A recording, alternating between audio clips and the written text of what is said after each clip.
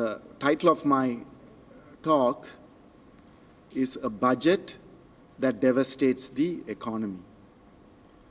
Normally we think of budgets as changing the economic direction of the country, even though it's for 1 year. Often budgets, particularly during a crisis or major economic problems, can set the country on a different trajectory to address the crisis or to overcome the crisis. But this is a budget that is going to further devastate the economy. This budget, like the mini budget that was announced in August for the last 4 months of this year, is basically what I'm calling an IMF budget. It is a budget to satisfy the IMF. As all of us know, Sri Lanka is going through a major economic crisis. I call it a depression. Depression is a long-term crisis. In other words, our economy has already hit a hard landing. Now, in the past, in my writings, I have discussed at length the causes of the great economic crisis. In my opinion, it reaches back to the open economy reforms or the neoliberal policies that were started in the late 1970s, which were then accelerated with what I call a second wave of neoliberalism after the end of the war, which also came about with a global financial crisis. So a lot of capital flowed into Sri Lanka, and it was absorbed in speculative investment. That was followed by the major disruptions with the COVID pandemic,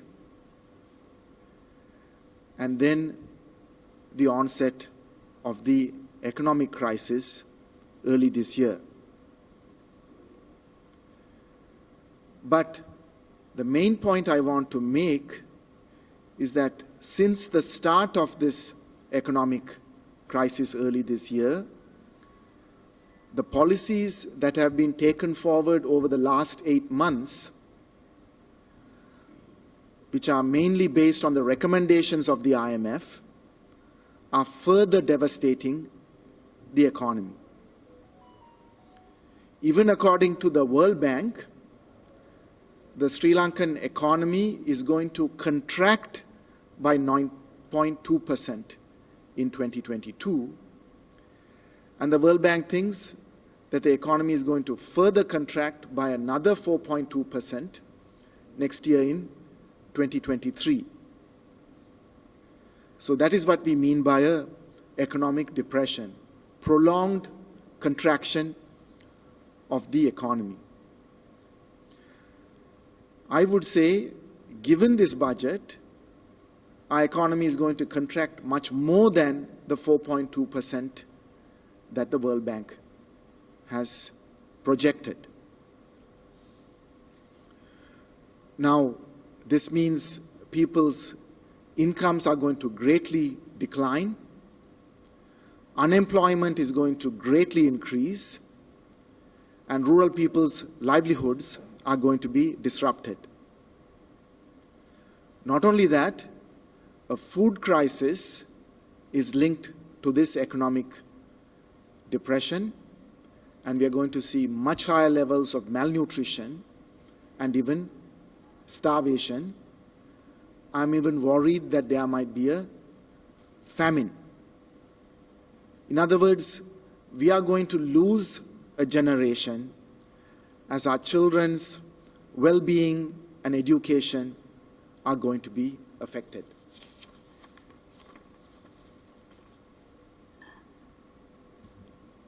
And it is this kind of devastation that is underway in the name of a IMF solution. And this has been already going on over the last 8 months. If you look at the previous IMF's staff reports, a lot of what has happened was already recommended. What did they recommend? Devaluation of the rupee. And in March, we saw the Sri Lankan rupee devaluated from 200 rupees to $1 to 360 rupees. In other words, if you imported goods, there was an 80% increase in that price, and that 80% increase was transferred to the consumer. And this was the worst timing to do that, because global commodity prices were also on the rise with the war in Ukraine. And the consequence was the sudden rise in inflation on the order of 60%. And even our food inflation has reached levels of 90%. In the middle of this, the central bank decided to raise interest rates by 2.5 times. The central bank policy rate was increased from 6% to 15.5%.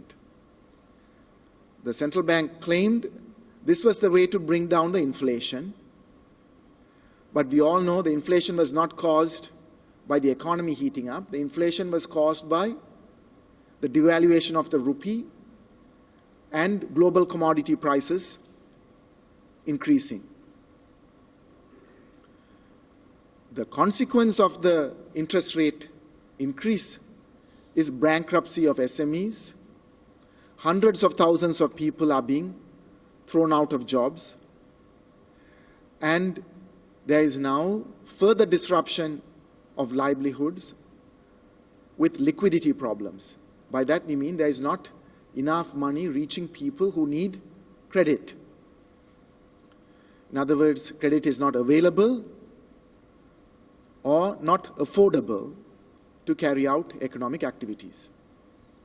Everybody needs credit. Farmers need credit to carry out agriculture. Small businesses need credit to purchase inputs and to produce. So we are seeing this kind of a liquidity crisis. The other recommendation that has been there in the IMF reports is market pricing of energy. In other words, whatever the cost of energy prices, how much ever they may fluctuate in the global market, you keep increasing or reducing the price accordingly. Now that has led to fuel prices increasing threefold or sometimes fourfold. The price of kerosene is now 4 times the price as before. The petroleum minister has said on record that with these price increases, the amount of fuel distributed in Sri Lanka in October is 50% of the fuel distributed in January. We all know for the economy to run, for transport, for marketing, we need fuel. And so it's no wonder that our economy is contracting so rapidly. The other policy recommended by the IMF are austerity policies on the government, where only the actors that can absorb, the only actor that can absorb losses during a depression is the government, because the private sector is not going to invest or consume during a depression because they can't make profits by producing. Private individuals are also not going to spend. So the only way we can get out of this depression is if the government spends and tries to stimulate the economy. But the IMF recommendation is for the government to reduce its spending drastically. So with our people dependent on the informal sector for 60% of their livelihoods, they are going through a huge crisis. In recent times, according to a World Food Programme and FAO study, the incomes of daily wage laborers has dropped by 50%. This is, in other words, the context for Budget 2023. But what does the budget do? It continues this. There is no stimulus for the economy and no attempt even to address the food crisis. Agricultural production in 2022 is going to decline by 40%, and there is no program to revive agricultural production in the next year. Budget 2023, as I mentioned, is an IMF budget. It is only trying to deal with the two conditions of the IMF on Sri Lanka now. One, Sri Lanka should restructure its debt. Sri Lanka defaulted on its external debt in April. It should restructure its debt and get back on a so-called sustainable debt path. Two, the IMF has said Sri Lanka should have a primary surplus by 2025. What is a primary surplus? Without considering interest and debt payments, government's revenue should be higher than the government's expenditure.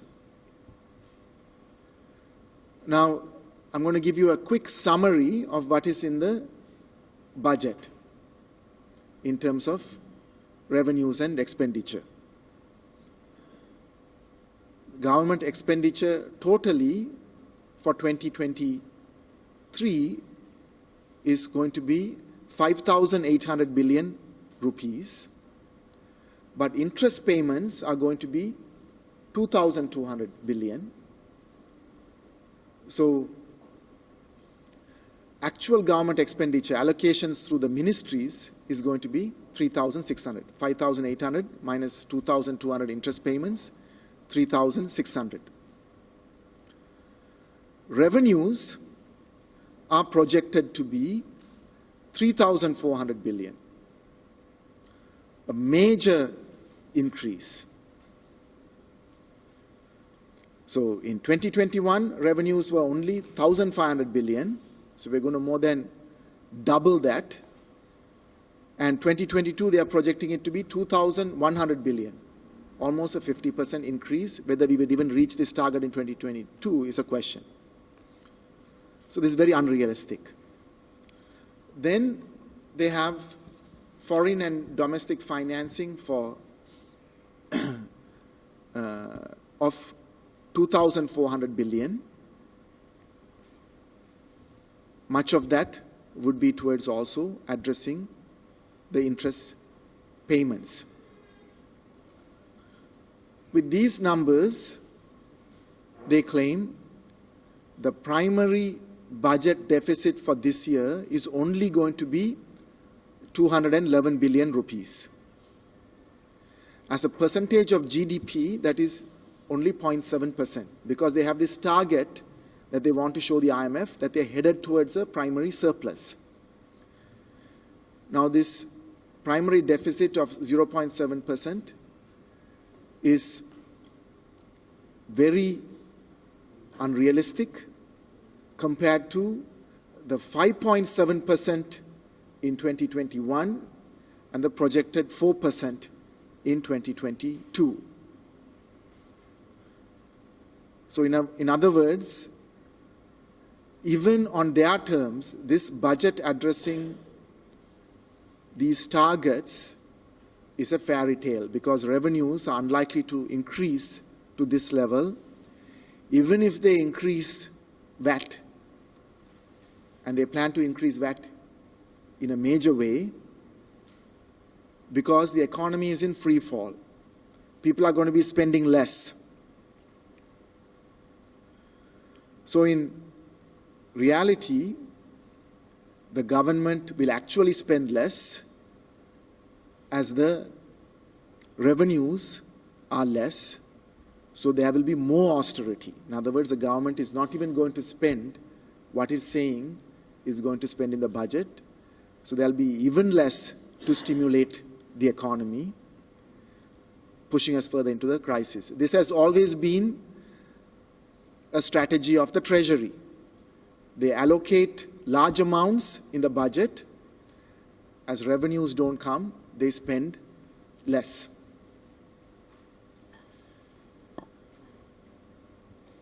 Similarly, if debt restructuring doesn't take place, and the reality is that there is very little movement in debt restructuring, the government, including the president, are probably lying when they say there is progress. We have hardly even started these negotiations. So if debt restructuring is slow, doesn't happen, we won't have to repay the interest, at least to our foreign lenders, and foreign financing also won't come in. So we might see next year dragging on like this year. So lower revenues will be matched by lower expenditure,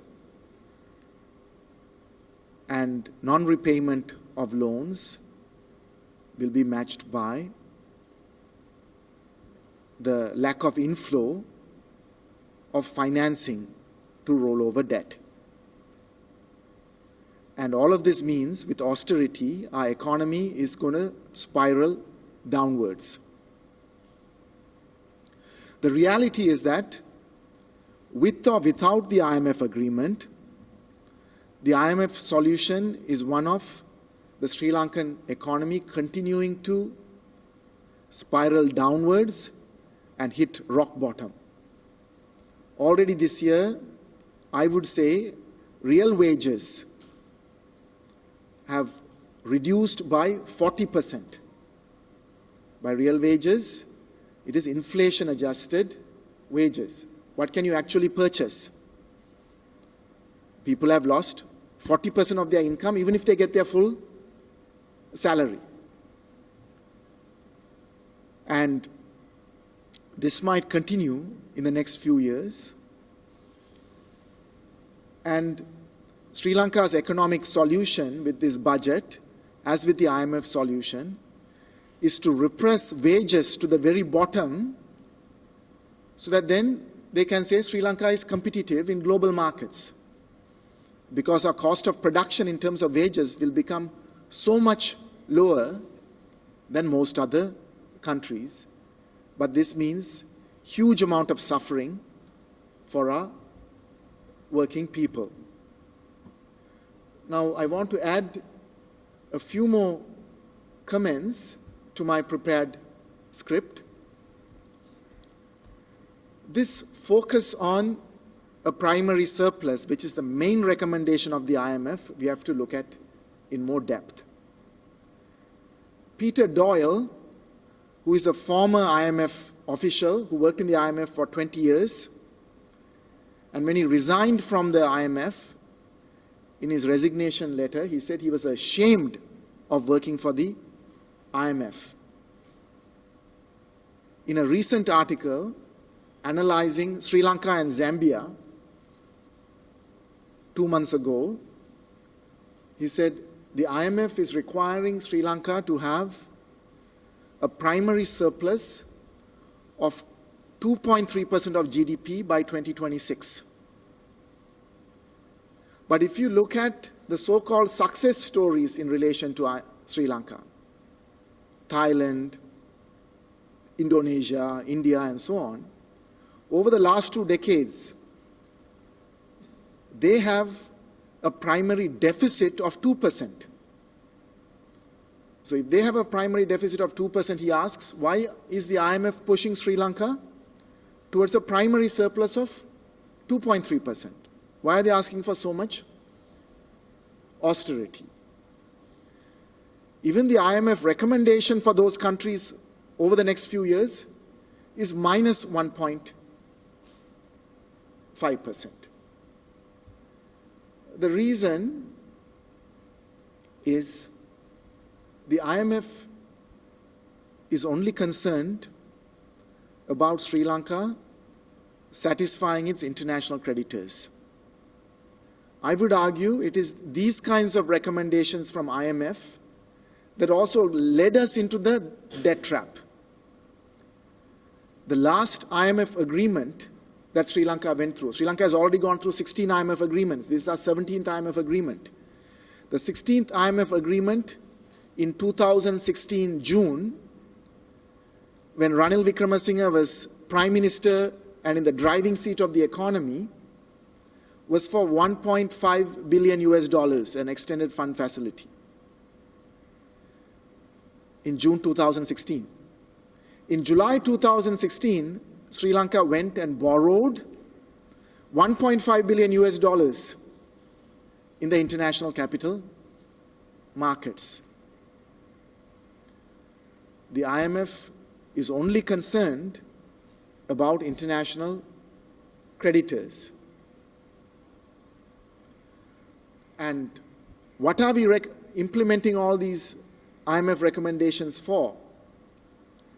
The IMF came to a staff level agreement with Sri Lanka in August this year, only a staff level agreement, on the basis of which Sri Lanka can get $2.9 billion US over 4 years.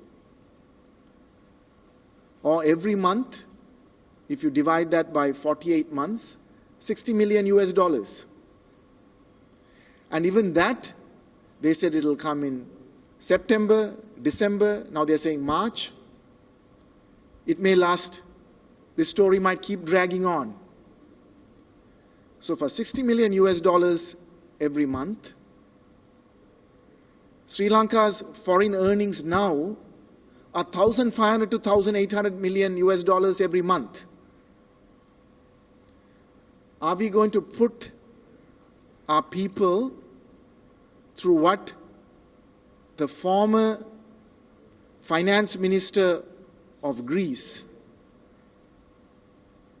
called physical waterboarding? You know what waterboarding is? It's torturing people by suffocating them. And that is what our government and the IMF are doing to our people now. They are economically suffocating them so that they can't breathe. And are we, as a democracy, as a people, going to accept fiscal waterboarding or strangling our people to death?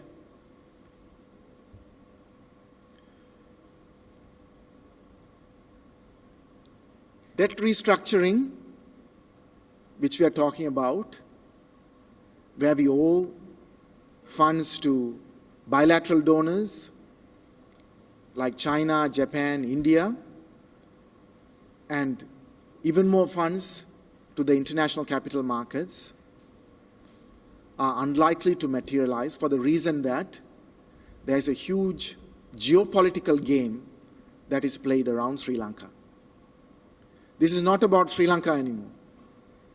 It is a tussle between China and the United States and other regional powers, where they are not concerned about Sri Lanka. They are worried what would be the precedent. Sri Lanka is going to become the example of whether China restructures its debt for other countries that are going to default. 30 to 50 other smaller countries like Sri Lanka might also default. So they can care less, the international powers can care less about Sri Lanka because the whole global order is shifting. The questions are about, should China reduce our debt The questions are about what are the terms on which the IMF lends to countries as they default. That is what the great powers are concerned about many other countries. They can care less if our people starve for another few years, if our economy completely collapses. So we as Sri Lankans have to take responsibility for our economy, and if we are going to wait for this IMF solution or any other imported solution, we are going to be losing a generation. We are going to be devastating our society. This economic depression is like the depression of the 1930s, the Great Depression.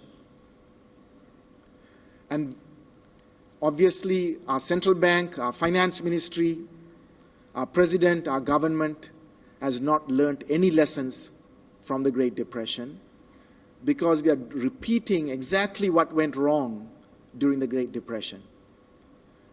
Aggregate demand in this country is collapsing. If there is no demand, nobody will produce. And nobody produces, next year we are in worse shape. We are going through a liquidity crisis. Interest rates are so high, banks can't lend, people can't borrow to even produce. This is what led to a revolution in economic thinking with Keynesian policies of trying to stimulate, of trying to address the liquidity crisis. But we have not learnt our lessons. There will be political consequences because this is not sustainable. In my view, I think it is also in our interest that, but I think given how unsustainable this situation is, farmers are going to face devastating consequences if the government does not intervene. By February, March next year, when even in constitutional terms the president can dissolve parliament and call for elections, there's no call, we are going to be in the midst of an economic and political crisis, a crisis of democracy as well, and people will have to decide how they want to address this illegitimate government that is suffocating our people. It is after such a major political change that we can also think in terms of a different economic trajectory. I will end by talking about what might be some elements of that economic trajectory. There should be relief to the people, and social welfare is utmost. When people are suffering and devastating and we risk losing a generation, we should consider relief. We should consider something like the rice subsidy that was there for many decades during our late colonial and post-colonial history. We can provide rice to every individual, 1 kilogram of rice per week, per person, like we did in the 1960s and 70s. A full subsidy, if we can allocate about 200 billion rupees. In this budget, the government claims to be allocating 373 billion rupees for transport, for roads and highways. If we give the rice subsidy as a 50% subsidy, it will be 100 billion rupees. We are very worried about our children's future and their education. We can give our children a decent school meal, all the children, not targeted. We have a long history of universal measures for all 4 million of our children. If we can allocate 150 rupees per school meal, it will be 120 billion rupees. If it is 100 rupees, it will be 80 billion rupees. We also should consider some kind of a transportation voucher system because transportation has become completely unaffordable for students, for working people. I do research in the rural communities in Kilinochchi, and I've heard in villages where families keep 100 rupees for their children's bus fare and don't eat meals, and the children go to school and faint. Is this the kind of society that we want to have? So food and transport are the bottom line of relief, and they are the direct consequences of the IMF recommended policies that we are taking forward. To do all that, we need a public distribution system to be able to distribute all these goods. And we need agricultural stimulus so we can increase agricultural production that can be distributed through a public distribution system. We have done this before in the first few decades of our independent history, and now we are having to go back to our basics because we can't even feed our people and we are in danger of starvation. Where will we find the money for this? This will be the question. Over the last 4 decades with neoliberal policies, wealth inequality has greatly increased. And as mentioned, during an economic depression, incomes which are of flow are also going to decline. We need a major wealth tax to redistribute wealth accumulated over these last 4 decades to address the suffering that our people are going through. There are alternatives, but it's a question of political will. It is a question of democratic proportions as to how we are going to address this crisis. Thank you.